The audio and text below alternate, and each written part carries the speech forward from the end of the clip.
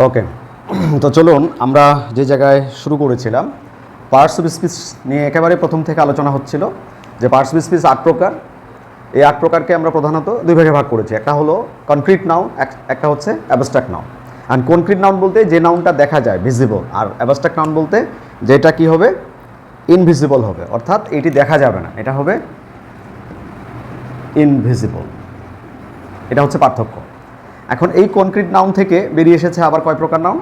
4 প্রকার। অর্থাৎ এই যে দেখা যায় ভিজিবল নাউনগুলো, এগুলো 4 ভাগে বিভক্ত। একটা হচ্ছে কি প্রপার নাউন। প্রপার নাউন বলতে যেটার নামবাচক বলছি আমরা। নামবাচক বলতে যেমন একটা গ্রহের নাম দাঁত, একজন ব্যক্তির নাম সেলিম, একটা স্থানের নাম দিনাজপুর, একটা নদীর নাম পদ্মা। এখন আসি 2 নম্বরে, সেটা হচ্ছে কি কমন নাউন। তো এই কমন নাউন বলতে কি বোঝাচ্ছে? এগুলারই একটা জাত বা শ্রেণী বোঝাবে, জাত বা শ্রেণী বোঝাবে এগুলোর। ওই যে প্রপার নাউনের জাত বা শ্রেণী। এখন যদি আমরা আর্থ ধরি, তাহলে আর্থটা মূলত কোথা থেকে আসলো, ওর জাতটা কি, শ্রেণীটা কি? প্ল্যানেট। সেলিমকে যদি ধরি তাহলে হচ্ছে কি বয়। দিনাজপুরকে যদি ধরি তাহলে কি হচ্ছে সিটি। আমরা পদ্মাকে যদি ধরি তাহলে হচ্ছে কি রিভার। এই হচ্ছে সংক্ষেপে আমাদের, এটাই হচ্ছে কমন নাউন। এবার আসি 3 নাম্বার।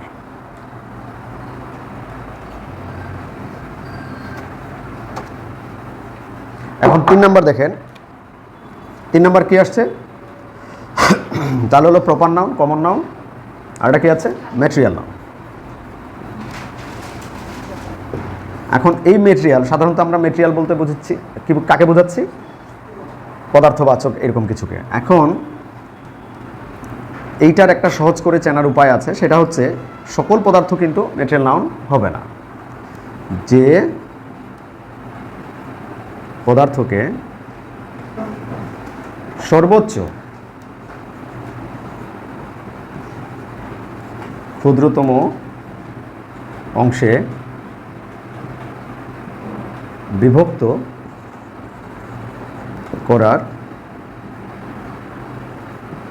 পরেও নাম পরিবর্তন করা যায় না। মানে ওকে সর্বোচ্চ ক্ষুদ্রতম অংশে ভাগ করবার পরেও ওর কিন্তু নাম চেঞ্জ করা যাবে না, সেইটা হচ্ছে ম্যাটেরিয়াল নাউন। এখন যদি আপনারা ধরেন একটা একটা করে, যেমন ধরেন আপনি যদি গলকে নেন, তো গলকে আপনি সর্বক্ষুদ্রতম অংশে ভাগ করলেও বলবেন যে স্বর্ণের গুঁড়া, স্বর্ণের পাউডার, স্বর্ণের টুকরা, এটা তো বলবেন। আপনি যদি সয়েল, যেটা মাটি, মাটিকে সর্বক্ষুদ্রতম অংশে ভাগ করলেও মাটি থাকবে। আপনি যদি ধরেন কাঠ, সর্বোচ্চ ক্ষুদ্রতম অংশে ভাগ করলেও কাঠই থাকবে।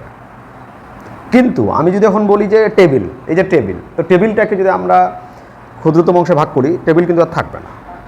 তার মানে টেবিলটাও তো একটা পদার্থ, অবভিয়াসলি এই মার্কারটাও তো একটা পদার্থ, কিন্তু সব তো ম্যাটেরিয়াল নাউনে যাচ্ছে না। কেন যাচ্ছে না? এই ফর্মুলা অ্যাপ্লাই করলে কিন্তু আমরা সহজেই বের করে নিয়ে আসতে পারবো। অর্থাৎ যে পদার্থকে সর্বোচ্চ ক্ষুদ্রতম অংশে বিভক্ত করার পরেও নাম পরিবর্তন করা যায় না, সেটি হলো ম্যাটেরিয়াল নাউন।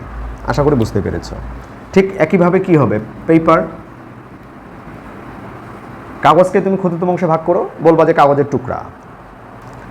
এরপরে আসি 4 নাম্বার। 4 নাম্বারটা কি ছিল? কালেক্টিভ। এখন কালেকটিভ শব্দটার ভার্ব কিন্তু হচ্ছে কালেক্ট।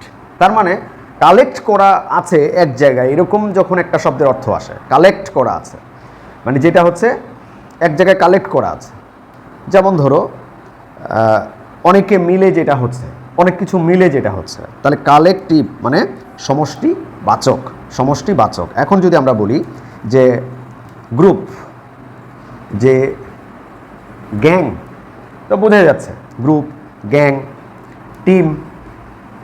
হ্যাঁ, এছাড়াও আমরা কিছু শব্দ আছে, যেমন আমরা যদি বলি ক্যাটল, ক্যাটল মানে কি? গবাদি পশুর পাল। তা বোঝা যাচ্ছে একটা বা দুইটা নয়, এটা তো অনেকটা মিলে একটা হয়েছে। ঠিক একইভাবে হার্ড, ক্যাটল, এরপরে হচ্ছে ক্রাউড, ক্রাউড জনতার ভিড়, যেটা মপ। হ্যাঁ, এই টাইপের শব্দগুলো পরীক্ষায় আসতে পারে, এই আর কি। তো এটা হচ্ছে কালেকটিভ। তাহলে আবারও বলছি, দুঃখিত, আবারও বলছি যে নাউন যে দুই প্রকারে আমরা প্রধানত ভাগ করলাম, একটা হচ্ছে কনক্রিট। এই কনক্রিট নাউনগুলো হচ্ছে এইটা, যেটাকে আমরা স্পর্শ করতে পারি, দেখতে পাই চোখের সামনে। এখন এর বাইরে যতগুলো নাউন আছে, সেটা চলে যাবে কোথায়? অ্যাবস্ট্রাক্ট। এখন এই অ্যাবস্ট্রাক্ট নাউনকে বুঝতে গেলে আমাদের কিছু সাফিক্স শিখতে হবে। ওই অ্যাবস্ট্রাক্ট বুঝতে গেলে আমাদের কিছু সাফিক্সেস নিতে হবে। সেই সাফিক্সেস মানে কোনগুলোরে? অনুসর্গ সমূহ, যেগুলো অনুসর্গ শব্দের শেষে বসে। এখন খেয়াল করে দেখো, তোমাদের মেডিকেল এক্সামে প্রায় আসছে কি টিওয়াই দিয়ে দেখবা, কি আসছে? দেখা গেল যে আছে অনেস্টি। তাহলে অনেস্টি কিন্তু দেখা যায় না, just you can feel it, imagine it, think it, but you cannot touch it. এটা কিন্তু আপনি স্পর্শ করতে পারছেন না। অনেস্টি, আপনারা বলতে পারেন যে হিউম্যানিটি, হ্যাঁ, ডিগনিটি। তাহলে এগুলো হচ্ছে কি সরাসরি অ্যাবস্ট্রাক্ট নাউন, টিওয়াই। তারপরে হুড, হুড যেমন বয়হুড, চাইল্ডহুড, ম্যানহুড। হ্যাঁ, বয়হুড আমরা বলি, চাইল্ডহুড, এগুলো। তারপরে আসো টিওয়াই, হুড, তারপরে নেস, যেমন আমরা বলতে পারি যে কাইন্ডনেস, পলাইটনেস। হ্যাঁ, তারপরে আসি শিপ, আমরা বলছি যে friendship. It's an individual bondage between to persons. Friendship, দুজন ব্যক্তির মধ্যে অদৃশ্য একটা বন্ধন, ফ্রেন্ডশিপ, রিলেশনশিপ। হ্যাঁ, তারপরে তাহলে টিওয়াই, হুড, নেস, শিপ। তারপরে এই যে সি দিয়েও হয়, তারপরে কি দিয়ে হয়? ই এন সি, তারপরে কি হয়? A N C. এগুলো তো সি আমরা বলতে পারি যে অ্যাডভাইস। তো অ্যাডভাইসকে তো আপনি দেখতে পাবেন না, জাস্ট এটা একটা ব্যাপার। তারপরে এন্স, যেমন ইন্ডিপেন্ডেন্স, তারপরে অ্যান্স মানে কি? সিগনিফিক্যান্স। এরপরে দেখেন ইজম। তো আমরা বলতে পারি ইগোটিজম, হিউম্যানিজম, ফেমিনিজম। হ্যাঁ, এগুলো ইজম আছে। আর কি আছে বলো দেখি, আর কি আছে?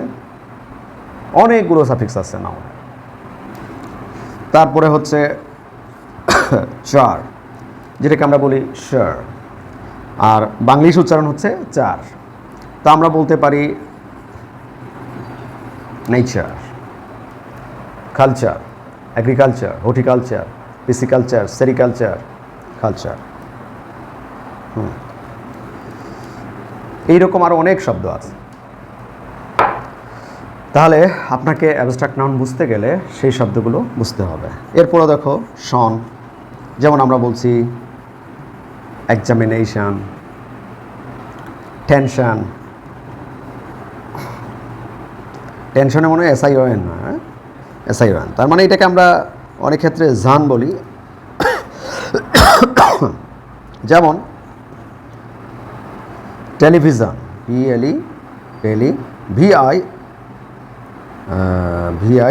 VISION নাকি এরকম কি?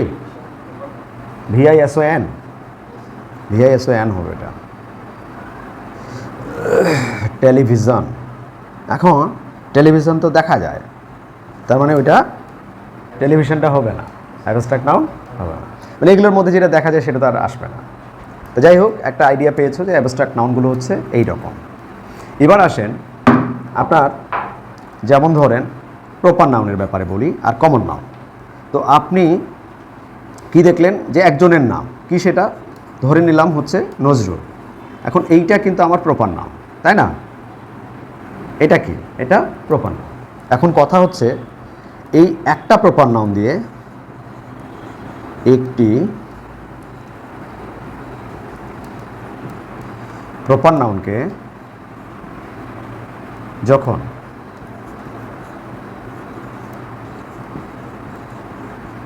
অন্য একটি প্রপার নাউনের সাথে তুলনা করা হয়,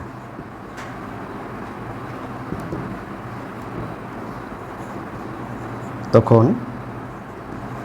এটা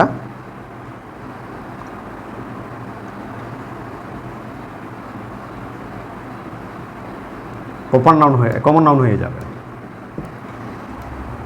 একটা প্রপার নাউনকে আমরা কি করছি, আরেকটি প্রপার নাউনের সাথে তুলনা করছি। এখন যার সাথে তুলনা করলাম ওইটা কিন্তু ওকে ধরে নিলাম যে এই ব্যক্তিটা ওই কোয়ালিটির, এই ব্যক্তিটা ওই জাতের, ওই শ্রেণীর। তার মানে ওই ব্যক্তিটা যার সাথে তুলনা করলাম, ধরে নাও এখানে নজরুলকে আমরা তুলনা করেছি একজন বিদ্রোহী কবির সাথে। সে কে? সে হলো শেলি। তাহলে এইটাও প্রপার নাউন, এটাও প্রপার নাউন। এখন এই প্রপার নাউনকে আমরা তুলনা করলাম কার সাথে? শেলির সাথে। এখন এই শেলি কিন্তু তখন হয়ে যাবে কি? Common noun. শেলি কি হয়ে যাবে তখন? Proper noun. এই জন্য দেখবা বিভিন্ন পরীক্ষায় আসছে নজরুল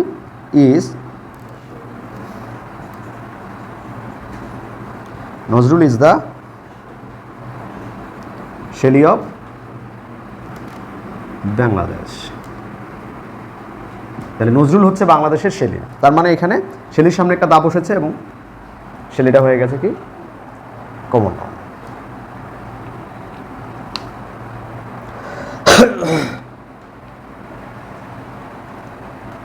তাড়াতাড়ি লিখো। এরপরে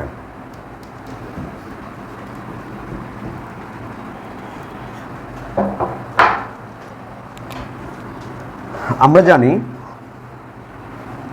এই যে অ্যাবস্ট্রাক্ট নাউন, যেটা আমরা আলাদাভাবে দেখলাম অ্যাবস্ট্রাক্ট নাউন, আরেকটা হচ্ছে এই যে কনক্রিটের মধ্যে ম্যাটেরিয়াল যেটা নাউন, এই নাউনগুলো এদের সামনে আর্টিকেল বসে না। আর্টিকেল কিন্তু এদের সামনে বসছে না। এখন খেয়াল করে দেখো, আমরা তো এইটা বলি না যে the gold is a precious metal. Gold is a precious metal, কিন্তু তার আগে কি আর্টিকেল দিলাম না। আবার ধরো আমরা বললাম যে ওয়াটার ইজ লাইফ, তার আগে কিন্তু আমরা আর্টিকেল দিচ্ছি না। এখন প্রশ্ন হচ্ছে এইটাকে এখন বুঝতে হবে, কিন্তু তাদের সামনে আর্টিকেল বসবে, কিন্তু এরা এখানে স্বাধীনভাবে বসেছে, ওরা অর্থাৎ এরা এখানে স্বতন্ত্র বা স্বাধীন। এরা যখন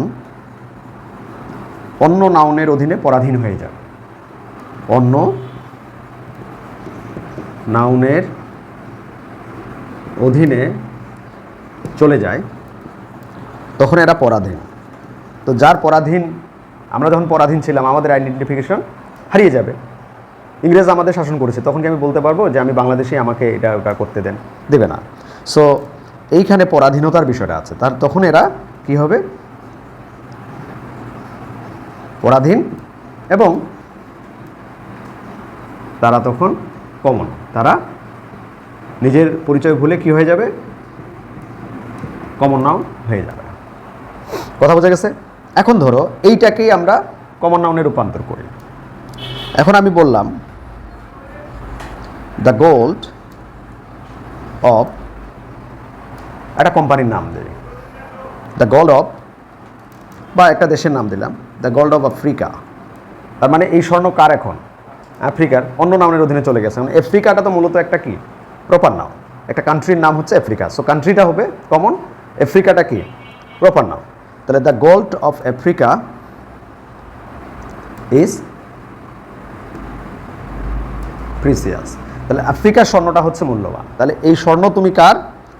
সে এখন আফ্রিকার।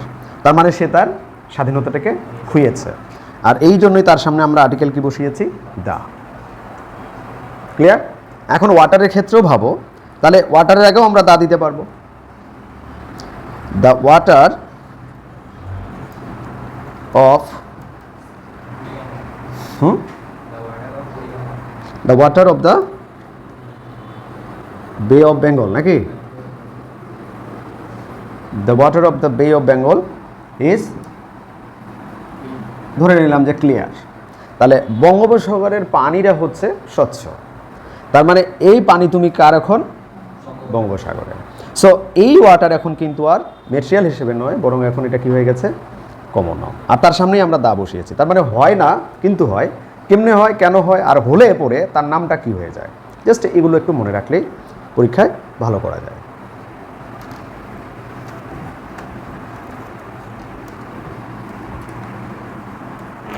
এবার আসেন, আপনি কী কী বলেছিলাম আমরা, একটা হচ্ছে identification, transformation, syllabus wise item, pronoun referencing আছে, মডিফায়ার আছে, ভার্ব আছে, আমাদের পার্সু স্পেসের সাথে যুক্ত।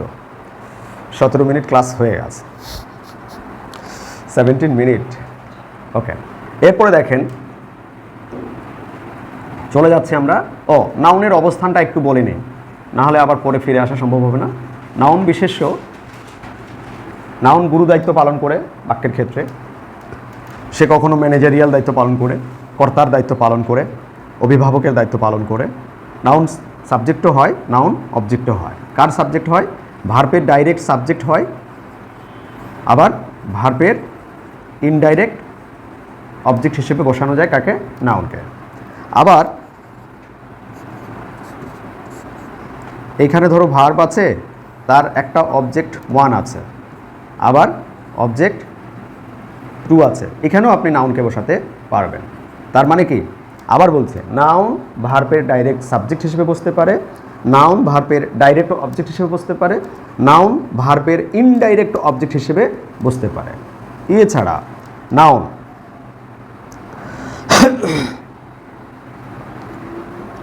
নাউন আর কি বসতে পারে? প্রেপোজিশনের অবজেক্ট হতে পারে। কারণ প্রেপোজিশন বলতে আমরা কাকে বোঝাচ্ছি? অবশ্যই প্রেপোজিশন, তার মানে কি ম্যাক্সিমাম ক্ষেত্রে কি হচ্ছে, ম্যাক্সিমাম ক্ষেত্রে কি হয়, নাউনের সামনে পজিশন, এর নাম প্রি পজিশন। তাহলে প্রেপোজিশন, প্রে মানে পূর্বে, পজিশন মানে অবস্থান, কার সামনে অবস্থান? নাউনের সামনে। তাহলে প্রেপোজিশনের পরে এইখানে আমরা একটা নাউন বসাতে পারি। তার মানে কি হলো, প্রেপোজিশনের অবজেক্ট হিসেবে নাউনকে বসানো যায়। এছাড়াও আছে নাউনের আরও অবস্থান আছে, যেমন যেটাকে আমরা বলি পরিপূরক, যেটা আর কি পরিপূরক, মনে আছে কি? পরিপূরক হিসেবে বসছে, কমপ্লিমেন্ট হিসেবে, এটা সমান সমান ওইটা। তাহলে সালাম ইজ আ ডক্টর, তাহলে সালামকে ডক্টর, ডক্টরটাকে এখানে সালাম, তাহলে নাউন সালাম একটা নাউন, তা নাউনের পরিপূরক হিসেবে বসতে পারে, প্রোনাউনের পরিপূরক হিসেবে বসতে পারে। যেমন হি ইজ আ স্টুডেন্ট, তাহলে হিটাকে প্রোনাউন, হিটাকে প্রোনাউন, তাহলে প্রোনাউনটাকে স্টুডেন্ট, স্টুডেন্টটাকে প্রোনাউনটা, তো পরিপূরক এই অর্থেও বসতে পারে। এইগুলো হচ্ছে মেইন। এখন যদি আমরা সেগুলোকে বাক্যে দেখাই, যেমন আমরা একটা শব্দ নিলাম নাউন ভার্বের ডাইরেক্ট সাবজেক্ট হিসেবে, যেমন আমরা বলছি এইখানে ওয়াটার ইজ লাইফ। এখন আমার ইজ কিন্তু ভার্ব, তাহলে তার ডাইরেক্ট সাবজেক্ট হিসেবে কে বসলো? ওয়াটার। আবার ভার্বের আমি ডাইরেক্ট অবজেক্ট করতে পারি, যেমন আই লাইক ওয়াটার, বা আই ড্রিঙ্ক ওয়াটার। তাহলে ড্রিঙ্ক ভার্ব, এর ডাইরেক্ট অবজেক্টকে ওয়াটার। তাহলে বোঝা যাচ্ছে যে এই অবস্থানগুলো এইভাবে আসে। তো ঠিক আছে, আমরা এই ভিডিওতে নাউনের এই বিষয়গুলো এই পর্যন্ত আসলাম। এরপরে আমরা যাব হচ্ছে প্রোনাউনে। ওকে।